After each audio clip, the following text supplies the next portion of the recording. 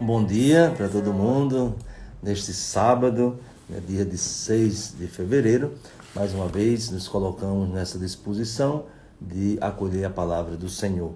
E hoje nós temos a comemoração de mártires, né? Hoje a igreja celebra o dia de São Paulo Mick e companheiros. Então, esses que doaram a sua vida, sobretudo para o anúncio do Evangelho, né, no Japão. Em nome do Pai, do Filho e do Espírito Santo. Amém. Ó Deus, força dos santos, que em Nagasaki chamastes a verdadeira vida São Paulo Mick e seus companheiros, pelo martírio da cruz, concedei-nos por sua intercessão, perseverar até a morte na fé que professamos. Por nosso Senhor Jesus Cristo, vosso Filho, na unidade do Espírito Santo. Amém. Então hoje nós temos a continuação do capítulo 6 do Evangelho de São Marcos, agora os versículos 30 a 34. E é importante situar este trecho do Evangelho de hoje no capítulo, pois retoma, né, a atividade missionária que os discípulos realizaram. Nós tivemos antes a narração do martírio de João Batista, mas antes disso, nós temos um trecho que fala do envio. Jesus que, 2 a 2 dos seus discípulos, os envia para a missão com uma série de recomendações. E entre elas, a recomendação de não levar 2 túnicas. Então, levando pouca roupa, significava que eles deveriam voltar. E de fato, eles voltam. Né? Por isso que no versículo 30 se retoma esse contexto, né? O contexto do envio dos discípulos. Então se diz que os apóstolos reuniram-se com Jesus e contaram tudo o que haviam feito e ensinado. Quando nós fazemos uma leitura paralela, né? Por exemplo, com Mateus e também com Lucas, nós vamos ver que quando Jesus escuta a narração, né, da experiência missionária dos discípulos, Jesus exulta de alegria, né? Tem aquele famoso texto que diz: eu te louvo, Pai, Senhor do céu e da terra, porque escondeste essas coisas aos sábios e entendidos e as revelastes aos pequeninos. E também tem aquele convite: vinde a mim todos vós que estáis cansados e encontrareis repouso para as vossas almas. Então, essa leitura paralela também é muito interessante, porque nos enriquece no texto de hoje. Justamente porque quando Jesus escuta que os discípulos contam, né, tudo aquilo que eles tinham feito e ensinado, Jesus os chama para um repouso. Vinde sozinhos para um lugar deserto e descansai um pouco. Então, naquela perspectiva, né, que nós lembramos do louvor de Jesus, mas também do convite a um repouso. Isso é um grande desafio, né, para nós que estamos na missão, termos esse cuidado também com o repouso. E, naturalmente, o repouso de forma equilibrada. O repouso não como uma fuga, mas o repouso como um momento também de revisar a nossa atividade, revisar a nossa vida, reafirmar as prioridades, identificar as urgências e o cuidado, né? O cuidado que nós devemos ter com a saúde e assim por diante. Muitas vezes as pessoas elas se lançam com muita disposição numa missão, mas se não ouvirem esse convite do Senhor para estarem sozinhos num lugar deserto para descansar, também não vão poder realizar a missão de forma mais de qualidade. Mas, curiosamente, quando eles vão, né, para esse lugar deserto, né, atravessam para um lugar deserto e afastado, muito mal chegaram lá, já estava uma multidão esperando.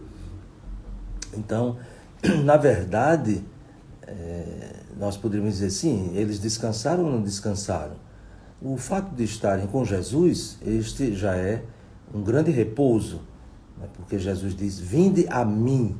Não era somente ir a um lugar, mas ir a Ele para encontrar repouso. Então, se eles estavam com Jesus, então já estavam fazendo essa experiência, né, desse descanso. Porém, há essa necessidade do povo, né, diz que de todas as cidades correram a pé e chegaram lá antes deles. Então isso aqui também nos coloca diante de um grande desafio, essa beleza da missão tão desejada, né, tão aguardada também pelas pessoas. Para nós que assumimos assim de uma forma mais explícita, mais direta a missão, isso também nos enche de alegria. Nós somos desejados, aguardados, não por nós mesmos, né, mas por causa da missão que nos foi confiada. Então, são tantas experiências, né, bonitas, marcantes, significativas. Às vezes você vai visitar uma pessoa doente no hospital ou mesmo nas casas, e quando chega lá, aquela pessoa, né, que está sofrendo tem um momento de alegria tão profunda, porque chegou o padre, chegou uma religiosa, chegou um missionário, chegou uma pessoa, um ministro que leva a comunhão, essa presença, né, que se torna um sinal da presença de Jesus, que se enche de compaixão diante do sofrimento do povo. Às vezes nós mesmos não valorizamos. Quantas vezes acontece que a gente relativiza, que a gente acha que não é tão importante, mas diante do evangelho de hoje, quando as pessoas não medem esforços, vêm de todas as cidades para procurar Jesus e os discípulos, isso também acontece hoje. Essa necessidade também se manifesta hoje. E como é que nós estamos correspondendo a isso? Nós não podemos relativizar, nem mesmo diante da necessidade do repouso, nem antes da necessidade, de estarmos sozinhos num lugar à parte. Claro que isso precisamos cuidar para não cairmos no ativismo, mas não podemos absolutizar a ponto de deixar de lado também essa necessidade que as pessoas manifestam. Então Jesus, quando viu uma numerosa multidão, teve compaixão, porque eram como ovelhas sem pastor. Essa compaixão de Jesus ainda está presente hoje no nosso mundo. Então, a sociedade, muitas vezes tão desencaminhada, a sociedade tão perdida, é também uma sociedade necessitada, de se tornar objeto da compaixão de Jesus, e por isso a nossa responsabilidade também cresce. E diz que Jesus começou a ensinar-lhes muitas coisas. E se nós seguirmos a leitura do Evangelho, veremos a multiplicação dos pães.